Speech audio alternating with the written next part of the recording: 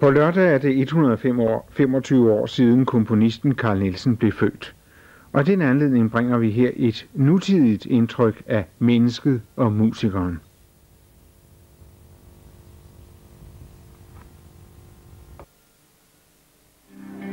Jeg ved en lærke breve, jeg siger ikke mere. Den findes på en hede, et sted som min.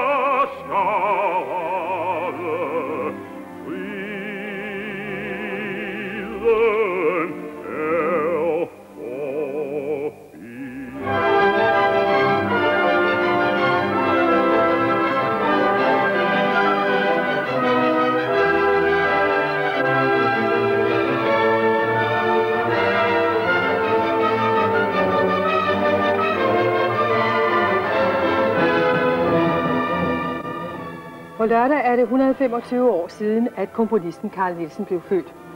Og her i 1990 bliver hans musik spillet, sunget og lyttet til som aldrig før, både herhjemme og i udlandet. I den næste times tid vil vi forsøge at give et nuanceret og nutidigt billede af mennesket og komponisten Carl Nielsen. Vi kommer ikke kun til at beskæftige os med hans koncertsalsmusik, men lige så meget med hans folkelige sange.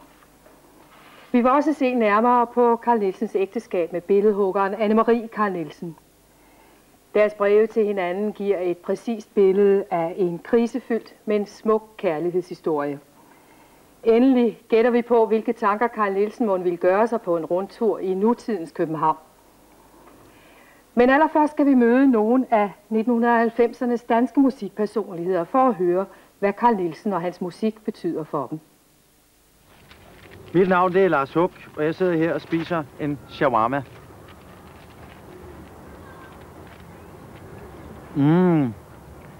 Det er godt, at vores venner sydfra giver os noget godt at spise. Hvad har vi til gengæld? Jo, det er her Carl Nielsen kommer ind i billedet. Carl Nielsen har skrevet en masse dejlig musik. Og det jeg selv kender bedst indenfra, det er en børnesang, der hedder Solen er så rød, mor. Den er 70 år gammel, og børnene falder stadig i søvn til den sang. Det gør den god og langtidsholdbar. Og den vil formentlig også have sin effekt efter år 2000, hvis solen ellers har noget at skinne på. Første satsen af Carl Nielsens tredje, Espansiva, er den stærkeste symfoniske sats, der er skrevet siden Beethoven. Den ejer en urkraft så enorm, at det for mig sprænger alt universet i 10.000 stumper. Urkraften findes også i det udslukkelige. Og det er ikke uden grund, at det hedder det udslukkelige. Det er sådan en kolossal fysisk spænding over det værk, at det tynger ind til jorden. Når jeg har dirigeret det, så skal det bæres ud. I Nielsens musik er der en fantastisk livskraft. Og selvom han i næsten alle sine værker har elementer af pessimisme, modløshed, melankoli, så kommer han altid ud af sine værker, samtlige symfonier i hvert tilfælde, med begge ben på jorden og i et skær af livsglæde, troen på livet, optimisme. Og den der viljekraft, der er i hans musik, bærer tilhøreren igennem på en sådan måde, at man går befriet eller optimistisk eller forløst, om du vil, ud fra en koncert med en vellykket opførelse? Jo, Carl Nielsen, jo, for mig der har han altid været sådan en slags vished. Noget, jeg kunne have med mig i bagagen. Altså, jeg tænker ikke bare på hans musik, men jeg tænker også på det der utrolige i, at han var et menneske, der var vokset op uden nogen ydre hjælpemidler. Det kan man vist roligt sige. Jeg mener, det var et meget enkelt hjem, og der var ikke penge til hverken det ene eller det andet. Og faren, han var spillemand, men der var ikke noget klaver, og der var ikke nogen spillelærerinder, og der var ikke nogen instrumenter, der skulle købes ind, for den lille dygtige dreng kunne blive til en helt bunke. Carl Nielsen, han er vidstheden for, at hvis der er noget, man gerne vil, hvis man har en indre kraft, eller der er noget, som betyder noget for en, så kan det lade sig gøre. Og i mit eget liv, der er det, at det kunne lade sig gøre for ham, at man faktisk kan gøre nogle ting uden alle disse ydre hjælpemidler, hvis en indre kraft eller lyst er der. Det har været en meget, meget vigtig bagage at have med. Tak skal du have, Carl. Jo, historien om Carl Nielsens karriere har mange lighedspunkter med den berømte historie om avisbuddet, der endte så mange millionærer.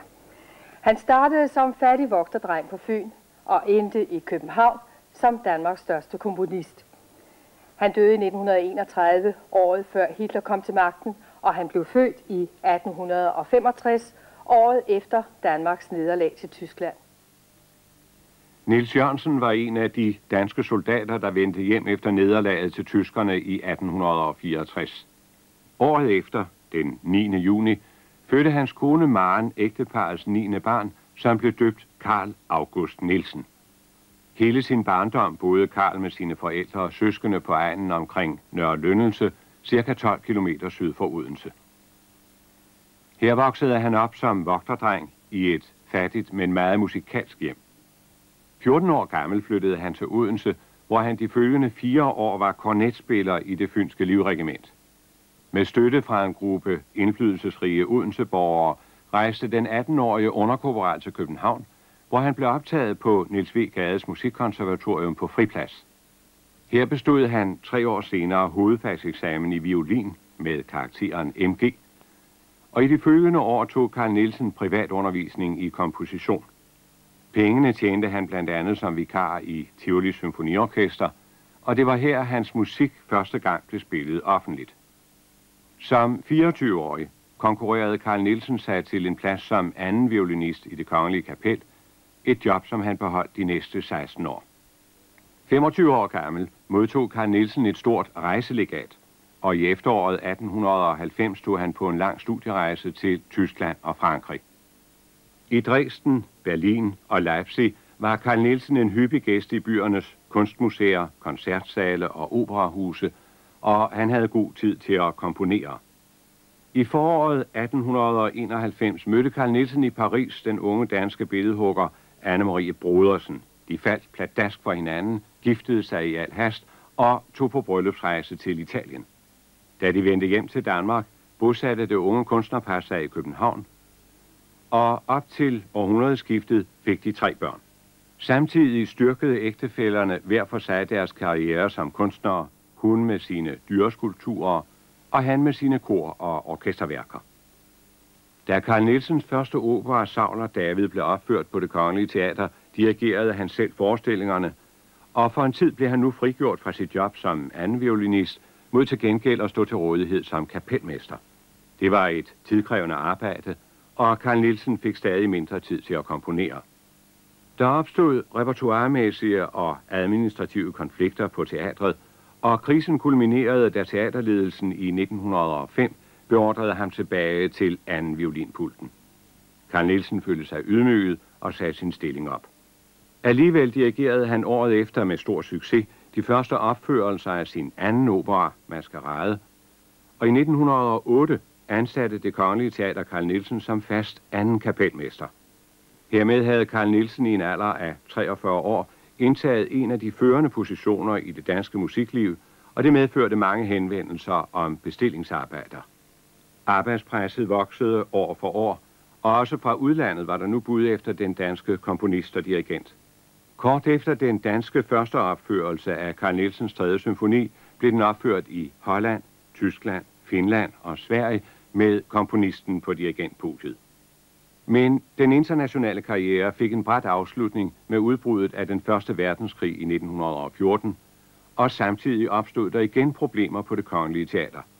Kompetencestridigheder og uenigheder om repertoiret førte til, at han i 1914 tog sin endelige afsked fra teatret. Således opstod den alvorligste krise i Carl Nielsens liv. En krise, der også var af personlig karakter. Ægteskabet knagede, og de følgende 7 år levede ægtefællerne i lange perioder hver for sig.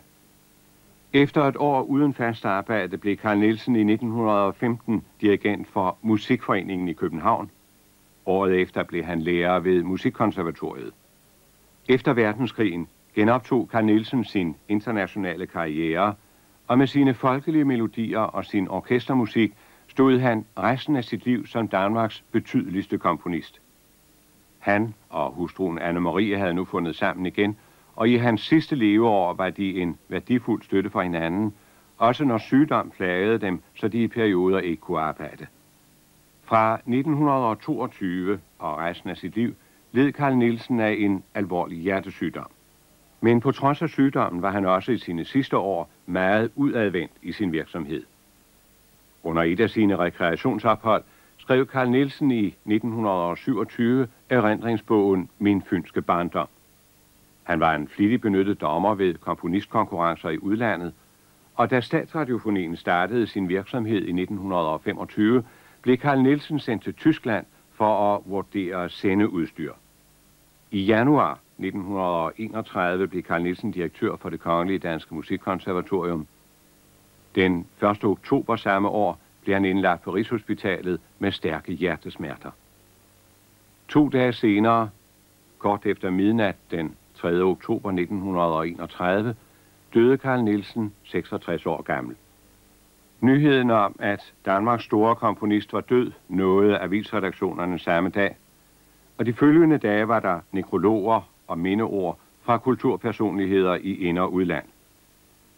Bisættelsen fra Københavns Domkirke fik en overvældende tilslutning fra høj og lav, og understregede en sidste gang, at Carl Nielsen var hele Danmarks komponist.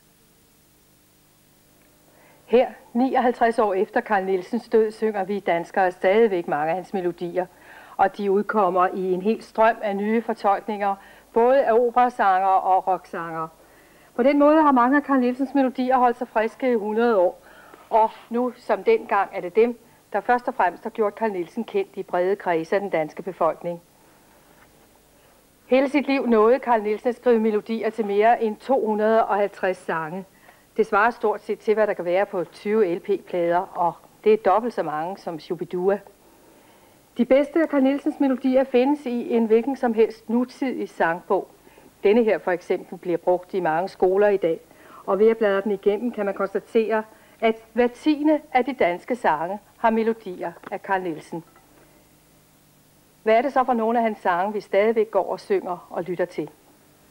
Her er nogle af dem. Jeg ved en lærke redde, jeg siger ikke mere. Den findes på en hede, et sted som ingen ser. I redden er der unger, og ungerne har du. For min rejse lysten både, vandrer op i Jyllands bro. Under deres og vindes både, ligger landet dybt i ro. Den milde dag er lys og lang, og fuld af sol og fuglesang, og alt er som en ganske godt, når blot. Havet omkring Danmark, hvor nordlige hav, hav, hav. Skål!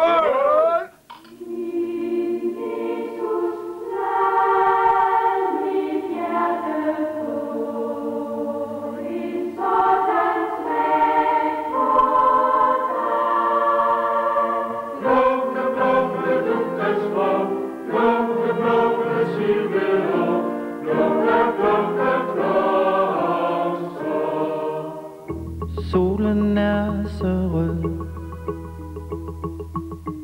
skoven bliver så sort.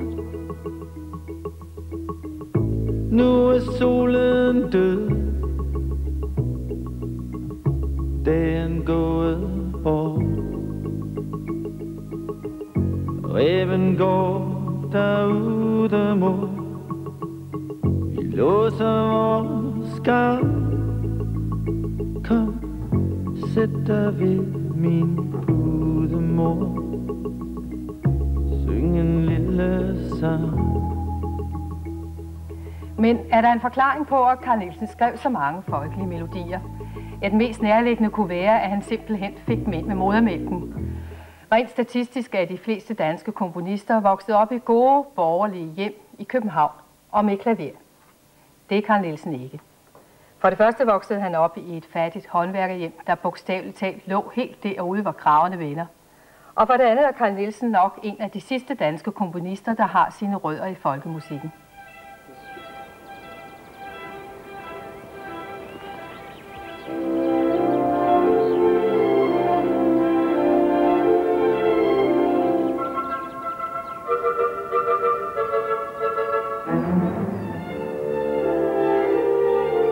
For 125 år siden lå her et faldefærdigt hus. I 2 små værelser i den ene halvdel af huset boede Carl Nielsen med sine forældre og 8 søskende. Men på trods af fattigdom og pladsmangel summede huset af musik. Selvom faren var en anerkendt spillemand, lagde Carl Nielsen aldrig skjul på, at han anså moren for at være den mest musikalske. Da jeg var 6 år og lånte min mor mig en lille violin. Når hun så var færdig med sit værste slæb, satte hun sig med et lappearbejde og sang nogle melodier for mig, som jeg så skulle prøve at finde på violinen. La la la la la la la la la.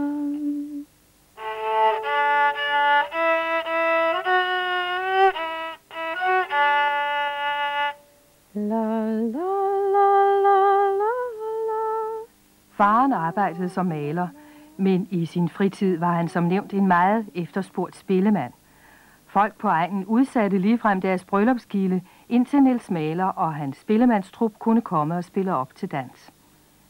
Efterhånden gav spilleriet så mange penge, at familien fik råd til et større hus i udkanten af Nørre Lyndelse. Allerede i 8-årsalderen kom Carl med sin far ud og spille til bryllupsgilder. Og selvom han ikke kunne skrive noder, komponerede han snart sin første polka.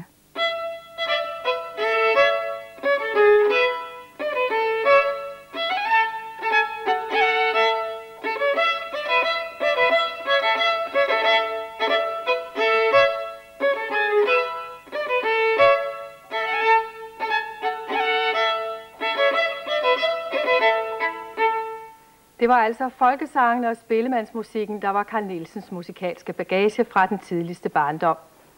Hans instrumenter var indtil 14-årsalderen bare sangstemmen, og så denne her lille violin, som vi har lånt af Carl Nielsen Museet i Odense. I de næste 25 år var Carl Nielsen mest optaget af at komponere klassisk musik, og han komponerede blandt andet kammermusik, solosanger og kor- og orkesterværker.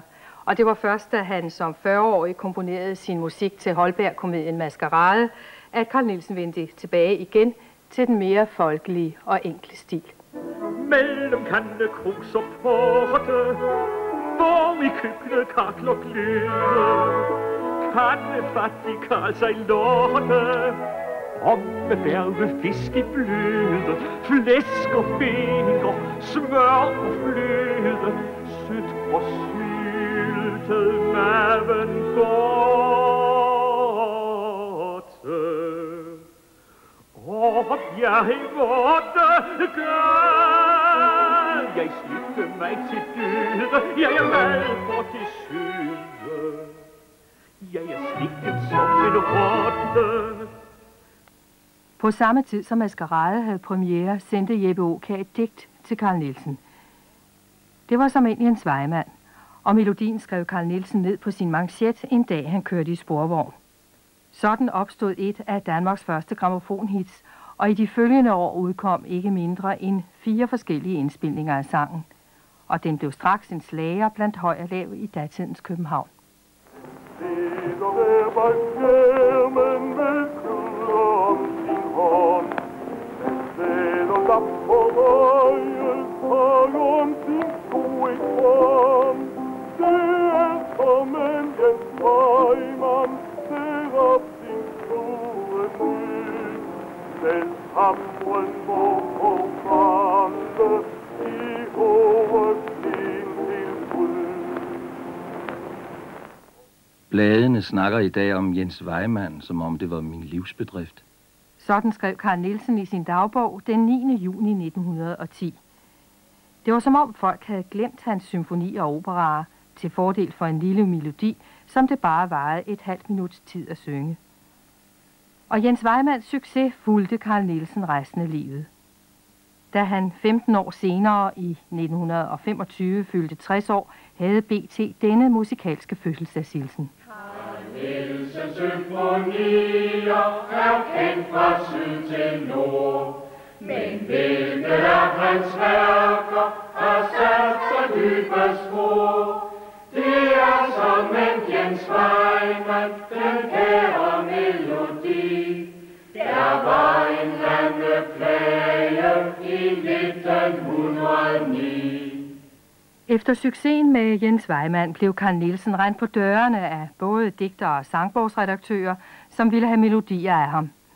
I 1914 indledte Carl Nielsen et langvarigt samarbejde med organisten og komponisten Thomas Laub. Sammen udgav de en perlerække af sange og melodier, som for en stor del har bevaret deres popularitet helt op til vores tid. Og produktiviteten var enorm. I december 1914 komponerede Carl Nielsen 14 melodier på bare 2 uger, og dette arbejde faldt ham tilsyneladende lidt.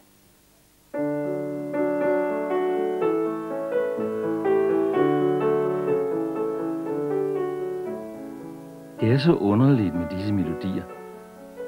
Det er som om det ikke er mig, der laver dem, men de kommer som fugle ind i min stue og beder om at komme med.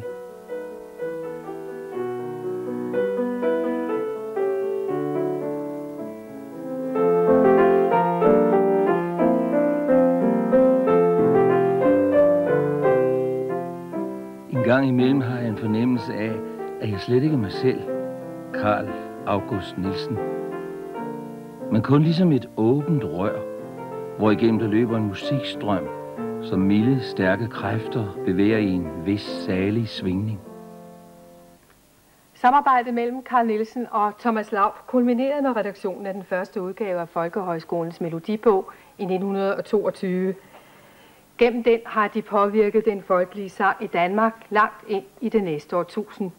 Og den sangbog, der hører til melodibogen, er blevet solgt i mere end 1,5 million eksemplarer.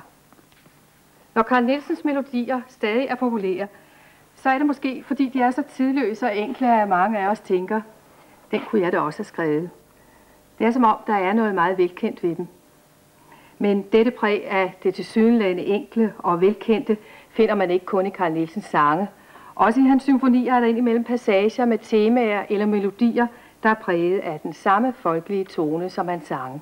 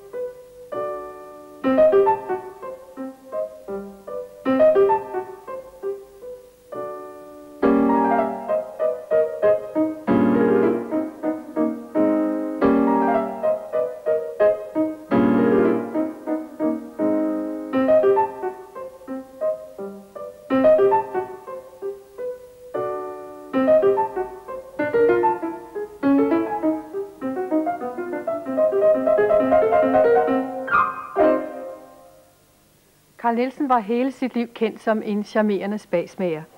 Men den vittige selskabsløve var kun den ene side af hans personlighed.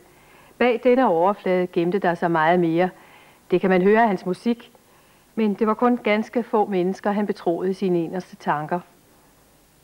Hans mest fortrolige var hustruen Anne-Marie Carl Nielsen. Og indtil for nylig har vi måttet nøjes med et ret overfladisk kendskab til deres personlige forhold. Men i 1980'erne fik vi mulighed for at læse ægteparrets breve og dagbøger, og på den måde har vi nu fået lejlighed til at lære dem begge to at kende som mennesker og kunstnere. Hvem var den unge billedhugger Anne-Marie Brodersen, som Carl Nielsen forelskede sig i Paris? Hun stammede fra egnen syd for Kolding og viste tidligt stort talent som billedhugger. Hun var en af de første kvinder i Danmark, som fik adgang til at studere ved Kunstakademiet i 1880'erne, og i 1889 var hendes dyreskulptur med på verdensudstillingen i Paris. Her mødte hun i foråret 1891 den unge danske komponist Carl Nielsen, som var på studierejse. Om aftenen hos Bendix til selskab, hvor jeg morede mig godt. Frøken Brodersen er egentlig meget køn. Kom hjem 2:00. Kan ikke huske, hvad jeg har oplevet denne dag, uden det, at jeg om aftenen fandt hende, for hvem jeg hele tiden har haft en hel skala af følelser, og vi vil leve livet sammen, blive lykkelige, og intet skal få mig til at tvivle mere.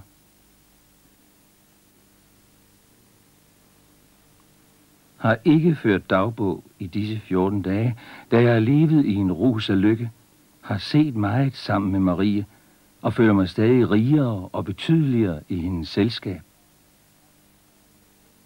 Det unge kunstnerpar giftede sig hurtigt, og efter en bryllupsrejse til Italien flyttede de sammen i en lejlighed i Nyhavn i København. I de følgende år fik de 3 børn, og samtidig havde de begge to travlt med deres karriere. Han som orkestermusiker og komponist, og hun som billedhugger. I lange perioder var hun nødt til at være væk fra hjemmet for at arbejde med sine dyreskulpturer, og det skabte indimellem problemer. Kære Marie, hvorfor skriver du ikke? Nu er det 4 dage siden, vi har hørt fra dig. I det hele taget må jeg sige, at det vækker både min og alle menneskers forundring, at en mor virkelig kan være en 6-7 uger borte fra et 1-årigt gammelt barn og overlade det til en pige. Til helvede med det skidt, vi kan lave, når det skal være på bekostning af vor og børnenes lykke og velfærd. Det er nu min mening. Jeg ser hellere 1 gang på lille Hans Børge, end 100 gange på de bedste kunstværker. Skriv nu i det mindste straks. Kære Karl, du må ikke tage sådan på vej som i brevet fra i går. Det er rent for galt. Hvad ligner dog dette? Tror du, jeg er her for tidsfordriv og pjank? Jeg ved jo godt, at du er min dreng, og jeg din pige. Men du er så urimelig sommetider. Du må ikke pine mig på den måde. Jeg har fra begyndelsen sagt, at jeg havde arbejdet til mindst 1 måned. Jeg synes ikke, du skal falde så hårdt hen over mig. Om også dumme, udenforstående fruen til mig, som ikke har andet end andre at snadre om, giver dig medhold i, at din kone skal blive hjemme og sysle om dig og barnet. Selvom jeg er hjemme, kan jeg umuligt hele tiden være hos lille Hans Børge. Til min egen Marie.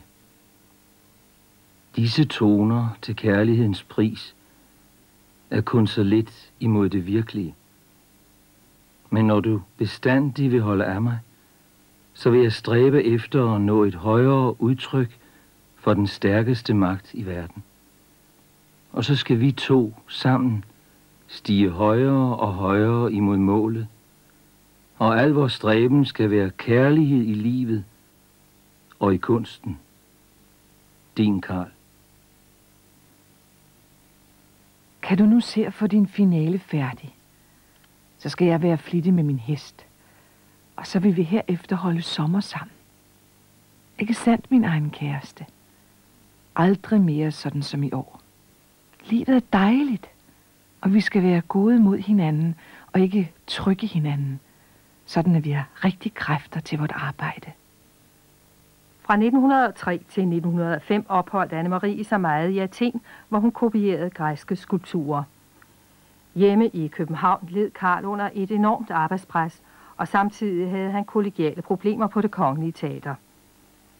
Postgangen var langsom, og sommetider gik breve tabt. Det medførte misforståelser. Kære Marie, i den sidste tid har jeg arbejdet uhyre meget, og jeg kan næsten ikke forstå det. Men jeg dur så heller ikke til nogen ting andet. Og den simpleste ting, som at skrive afbud til en indbydelse, kan bringe mig ud af mig selv. Og så kan jeg være nær ved at græde. Eller helt ærgerlig på dem, der har indbudt mig, og ønske dem fanden i vold. Min forstand kan godt sige, at det er ganske vanvittigt og latterligt, og dog kan jeg næsten intet udrette derimod. Når jeg rigtig arbejder, er det værst. Min egen ven. Hvis du længes efter din pige og er overanstrengt, skulle du tage og smutte herned. Men du kan måske ikke få teatret. Jeg kan ikke indse, at jeg kan blive færdig med mine ting i Italien før i slutningen af maj. Måske var det fornøjeligere og bedre og billigere, at vi mødtes i Rom og så rejste hjem over Paris. Kære Marie, det er aldeles fortvivlende at få sådan et brev fra dig som i dag. Efter at du ved, at jeg nu er afskedet fra teatret, så skriver du, at jeg skal rejse ned til Athen, eller mødes i Rom, og så rejse hjem over Paris. Hvad er dog dette? Jeg har grædt, som jeg var pisket, og jeg tror, du har mistet din forstand, og at jeg også er gal selv.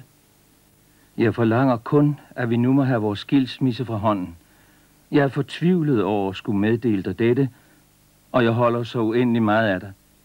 Og det bliver svært, frygteligt at undvære børnene. Men det må ske. Og så vil jeg begynde på et helt nyt liv, og ikke have noget at gøre med fortiden. Carl, kære egen dejlige dreng. Mine knæ er, som de er slået over. Jeg stormede sent i aften på posthuset for at telegrafere, og stod og kunne ikke tænke. Jeg vil rent ud sige dig, at jeg vil ikke skilles. Og det er ikke af anden grund, end fordi du er mig inderlig kær. Nu skal du komme ned og hente mig. Det er også godt for dig oven på den mugne teaterhistorie, som du nu slet ikke skal være så ked af. Vi to skal nok klare os. Sommetider tjener du, sommetider jeg. Jeg er overbevist om, at det er bedre for dig ikke at være knyttet til det intrigefyldte teater, hvor middelmådighed regerer. Din tid kommer nok. Således overvandt familien Nielsen krisen i denne omgang. Han blev kapelmester ved Det Kongelige Teater og begyndte på en international karriere som komponist og dirigent, og hun vandt konkurrencen om et stort ryttermonument af Christian den 9. Igen måtte hun rejse en del, fordi den hingst, der var en del af monumentet, befandt sig i Tyskland. Efterhånden blev det klart for Anne-Marie, at Carl under hendes langvarige rejser havde været hende utro. Alligevel respekterede hun ham stadig som kunstner, men gradvist mistede hun nu tilliden til ham som menneske og ægtefælle. Til sidst kunne hun ikke mere, og fra begyndelsen af 1915 forsøgte de, på hendes initiativ, at frigøre sig fra hinanden.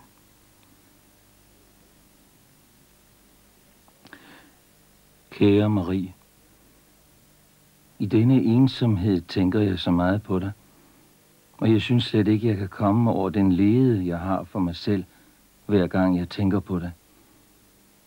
Kunne jeg dog få lov til at leve mit liv om igen, og være din gode, trofaste ven fra først til sidst. Og vi kunne stå ved hinandens side og tage hinanden i hånden, når vi var ved at falde eller snuble. Hvad skal jeg dog gøre? Jeg ved ikke den måde, jeg kan tale med dig på. Et er dog sikkert, at jeg ikke kan undvære dig. Kære Marie, min eneste ven. Kære Carl, livet er kort og smertefyldt. Jeg føler ustandselig smerte, når jeg ikke er distraheret. Og skam, så jeg synes, jeg ikke kan gå lige på gaden, men må liste i skyggen af husene. Ikke kan se folk i øjnene. Det eneste, der berettiger min tilværelse, er mit arbejde, når jeg kan arbejde. Min egen ven. Så mange minder, der strømmer ind på mig i aften. Al den sol og al den lykke for 25 år siden. Den eneste virkelige lykkelige tid. Uden skygger, uden svig, uden skam for dig og for mig. Vores 3 børn er blevet til i den rene luft. Det er mig dog noget af en trøst, og jeg siger dig, at jeg har aldrig elsket andre end dig.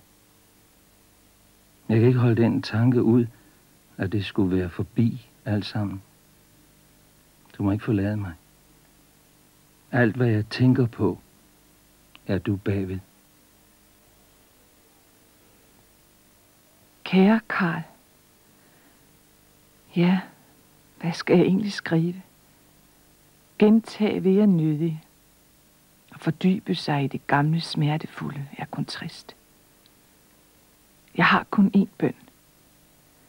Lad os få det ordnet så hurtigt som muligt. Lad mig få min frihed igen. I september 1919 blev ægtefællerne formelt separeret, men gradvist fandt de ud af, at de alligevel ikke kunne undvære hinanden. 3 år senere flyttede de sammen igen, og kort efter skrev Anne-Marie til deres fælles ven Ove Jørgensen. Jeg vil nu med disse par ord kun sige dig, at Karl ikke godt kunne undvære mig, og at jeg vil prøve på at slå en streg over fortiden, og inderligt håber, at det vil lykkes mig. Jeg har håbet at kunne frigøre mig helt, og ville helst først tale om det, når det var sket. Men Karl har så nødigt villet, og så har han været den stærkeste. Han har nu været syg, overanstrengelse og hjertehistorie. Nu er det dog bedre, og han er igen oppe. Som sagt blev ægtefællerne sammen indtil Carl Nielsens død i 1931, men den ægteskabelige krise i tiden omkring verdenskrigen fik stor indflydelse på deres arbejde. Selvom det var Anne-Marie, der tog initiativet til separationen, så påvirkede krisen hende så meget, at hun i perioder følte, hun var ved at gå til grunde som kunstner. Og Karl havde for første gang i sit liv svært ved overhovedet at tage sig sammen til at komponere. Og den musik, han så endelig fik komponeret, var på afgørende måde forskellig fra hans tidligere musik.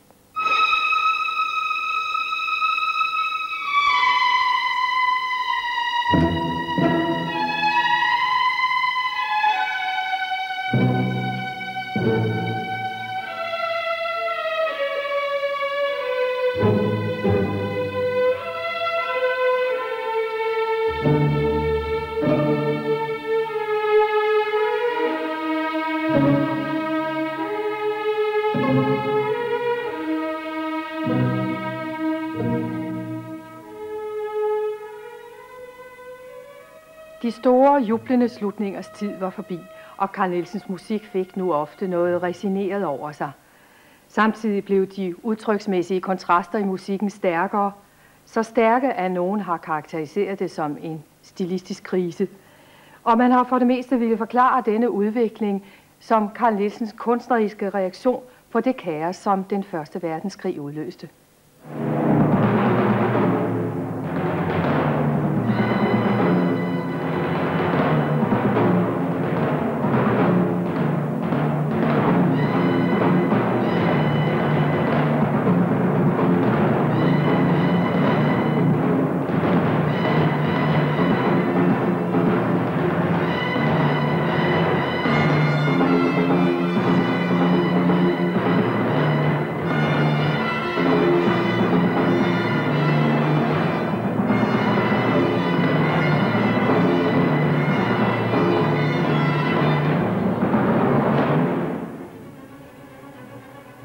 Selvfølgelig var Carl Nielsen påvirket af den verdenspolitiske situation, men hans personlige og menneskelige forhold spillede også en væsentlig rolle.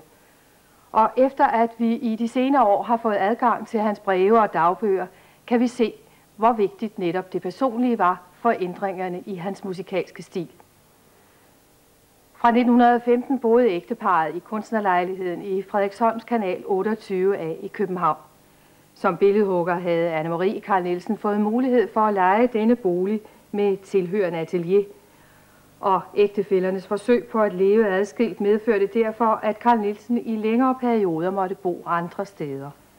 Blandt andet havde han et længere engagement som dirigent for Göteborgs Symfoniorkester fra 1918 til 1922.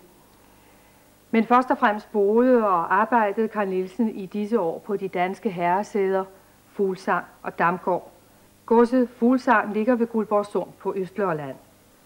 Ejerne, Viggo og Bodilde Nergård, var meget gæstfri, og der udfoldede sig et rigt musikliv.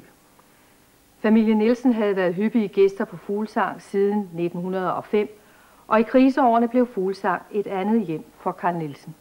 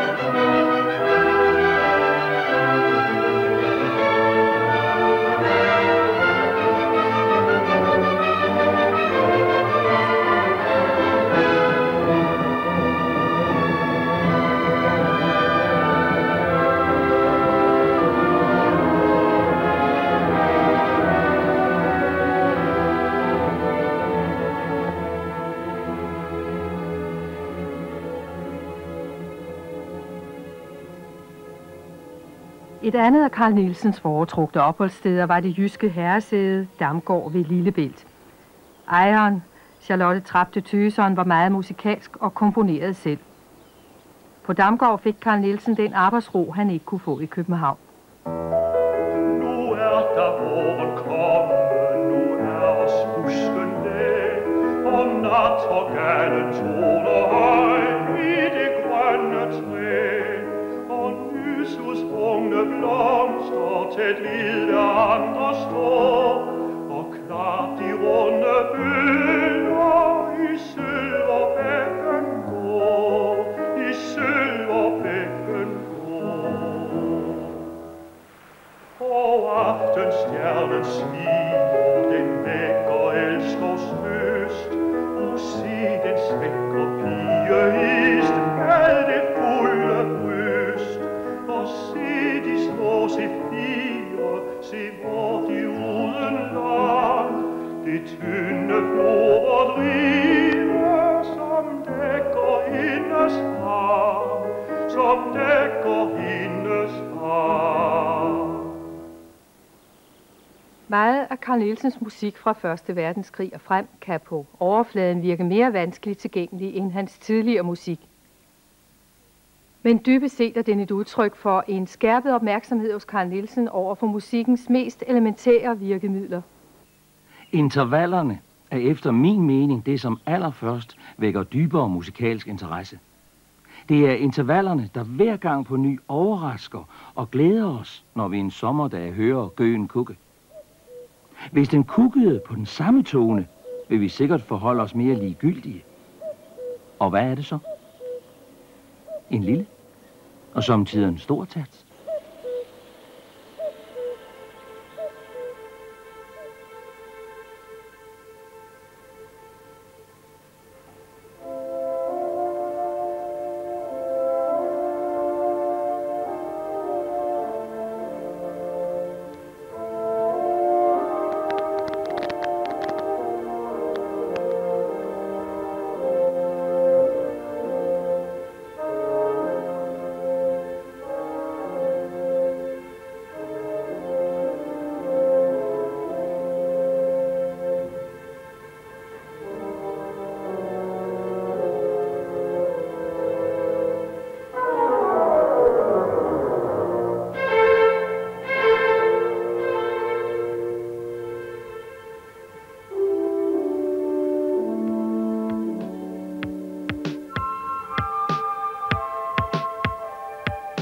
Der eksisterer ikke i hele naturen den lyd eller bevægelse, der gentager sig med nøjagtigt samme tidsmellemrum.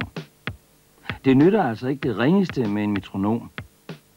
Så det er ikke den mekaniske, men den organiske rytme, det kommer an på. Det er en rytmisk fest at følge bølgetoppene på havet.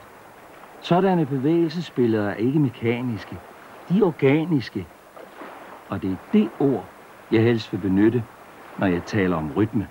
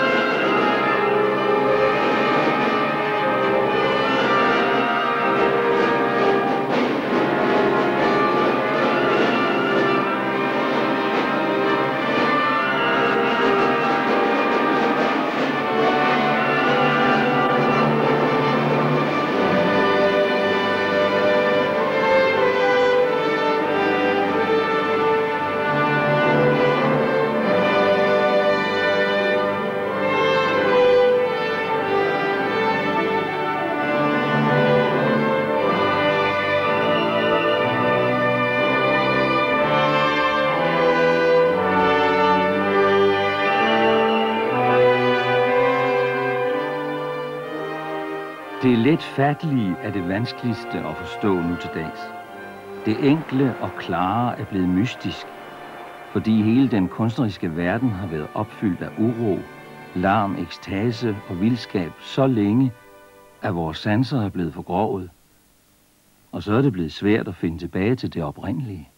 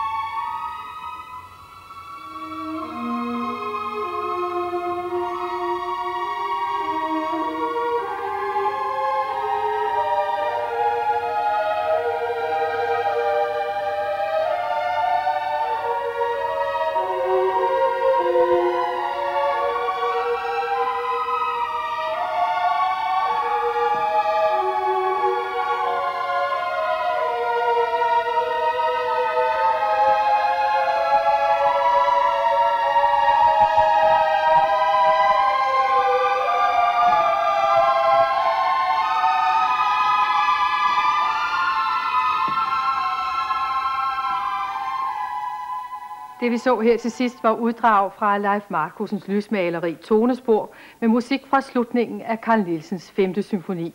Og citaterne om musik er hentet fra hans bog Levende Musik, som blev udgivet i 1925. Bogen er oversat til flere sprog, blandt andet til engelsk. Og i denne her bog har han samlet kronikker og artikler om musikspørgsmål, og mange af hans tanker er stadig lige aktuelle. I det hele taget var Carl Nielsen meget engageret i sin samtid, og han gav interviews til aviser og radio. Han var også en lidenskabelig bilejer, og som sagt var han medlem af den første radiokommission. Carl Nielsen var også levende interesseret i de nye musikpædagogiske strømninger i tiden, og han var en varm fortaler for de første folkemusikskoler. Siden 1931 er der nu unægteligt sket mange ting på disse områder. Hvad ville Carl Nielsen måtte gøre sig af tanker, hvis vi tog ham med på en lille rundtur i nutidens København?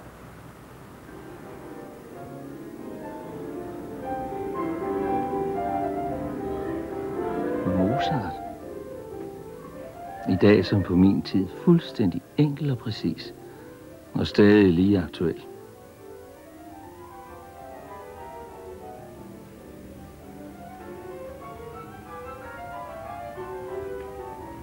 Og min musik har de tilsyneladende stadig glæde af.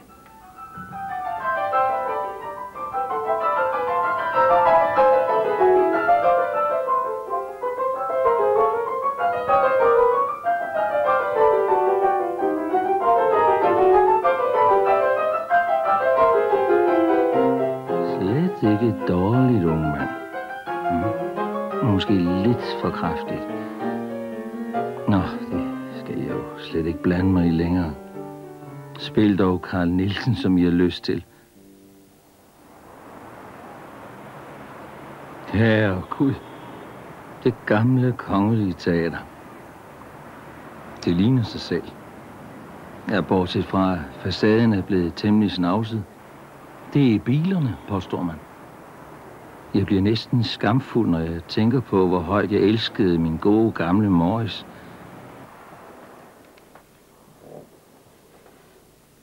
Her ser alt ud til at være ved det gamle. De samme lyde.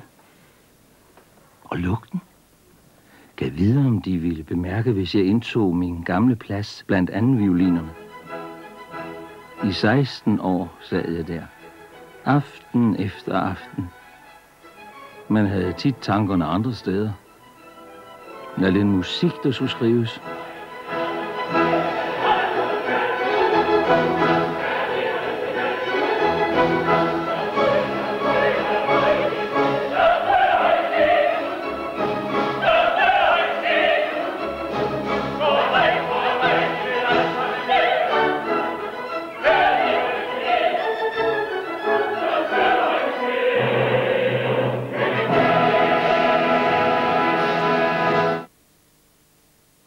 Intet kan glæde mig mere, end man stadig kan have fornøjelse af min opera.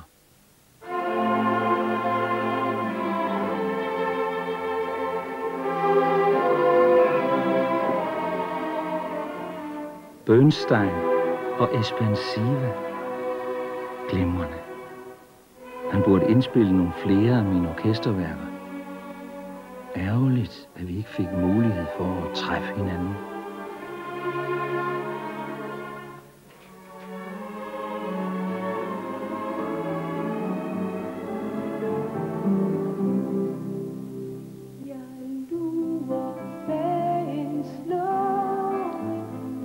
Mine sange er man tilsyneladende heller ikke blevet træt af.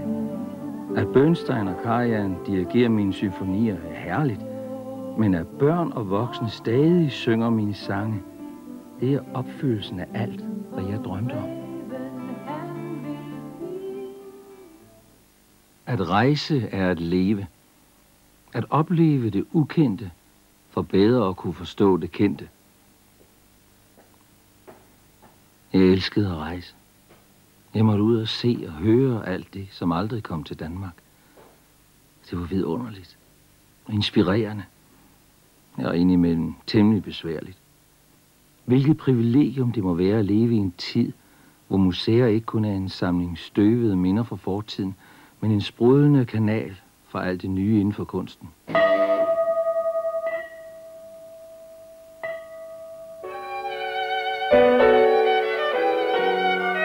Man hylder min musik, blandt andet fordi den er så dansk. Det var ikke altid nogen særlig kvalifikation dengang. Men måske har man i dag en særlig behov for at klamre sig til det danske. Hvad det så er nu om stunden.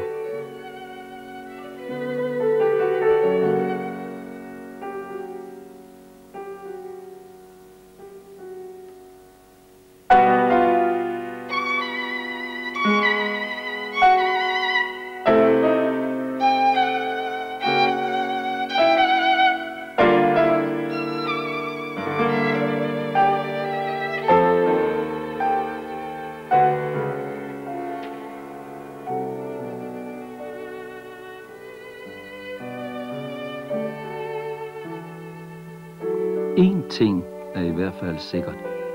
Hvis man i dag har glæde af min musik ude i den store verden, skyldes det vel dybest set ikke, at jeg blev født på Fyn. Det tog lang tid, før Carl Nielsen fik sit internationale gennembrud. Det begyndte så småt i begyndelsen af 1950'erne, da Radiosymfoniorkestret med stor succes spillede Carl Nielsens 5. symfoni ved Edinburgh-festspillene. Samtidig udkom den første engelsksprogede bog om Carl Nielsen, skrevet af den anerkendte engelske musikforsker Robert Simpson. Men først i 1960'erne tog udviklingen for alvor fart. I 1962 indspillede den amerikanske dirigent Leonard Bernstein Carl Nielsens 5. symfoni, og i maj 1965 kom Bernstein til København for at modtage Sonnings musikpris. Og i den forbindelse lavede Bernstein en uforglemmelig pladeindspilning af Carl Nielsens 3. symfoni med Det Kongelige Kapel.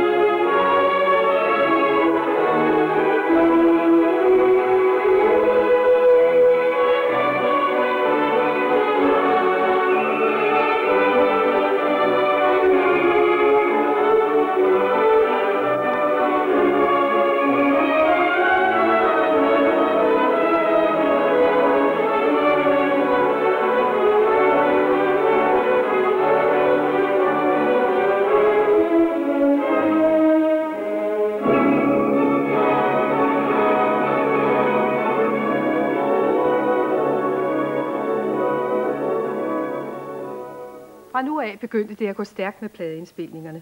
I 1974 kom den første samlede indspilning af Carl Nielsens 6 symfonier, spillet af London Symphony Orchestra under ledelse af den danske dirigent Ole Schmidt. Ole Schmidt har ofte dirigeret Carl Nielsen i udlandet, og han kan tydeligt mærke, hvordan Carl Nielsen i de sidste 20 år har opnået et internationalt gennembrud. Jeg kom hjem fra England for 4 dage siden, efter at have spillet Nielsens 5. symfoni 4 gange, og blandt andet i Cardiff. Og i en af anmeldelserne fra Cardiff gjorde anmelderne opmærksom på, at det gik godt for Nielsen for tiden i England. Ikke alene var der Nielsen uge, men i Cardiff havde BBC Welsh lige spillet samtlige 6 symfonier, eller lige for 2 måneder siden. Og for en måned siden kom BBC Symphony med Andrew Davis på turné og spillede Nielsens 4. symfoni, og jeg kom 14 dage efter med mit orkester og spillede Nielsens 5. symfoni. Og fælles, og det synes jeg navnlig er vanvittigt interessant for alle disse koncerter med Nielsen, var, at der var udsolgt. Og når man læser anmeldelserne, som jeg har her, så vil man se, at de ikke mere, som i begyndelsen, lad os sige 1973-74, når man lavede Nielsen i England eller i andre lande, at anmelderen havde brug for ligesom at forklare, hvad der foregik. Her er det underforstået, at folk kender disse symfonier, og man anmelder, som om det var en Brahms eller en Beethoven-symfoni. Jo, interessen for Carl Nielsens musik stiger fortsat her i 1990'erne. Netop nu udkommer rundt om i verden 5 forskellige indspilninger med Carl Nielsens samlede symfonier. Og alene de sidste 25 år er der udkommet næsten 1000 indspilninger med musik af Carl Nielsen.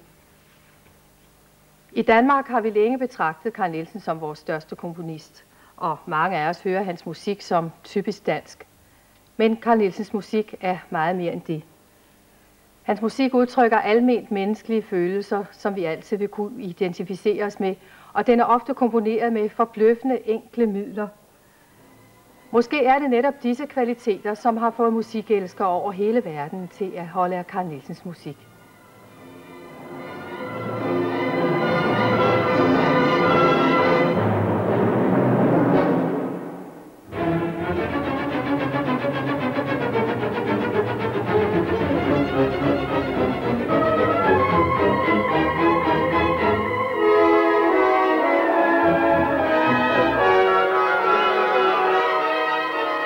Jeg har ved anvendelsen af titlen Det Udslukkelige ved et enkelt ord søgt at antyde, da kun selve musikken har magt til fuldt at udtrykke den elementære vilje til liv.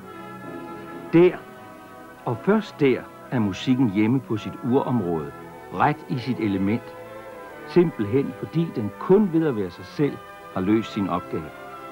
Til musik er liv, der hvor de andre kunstarter kun forestiller og omskriver liv.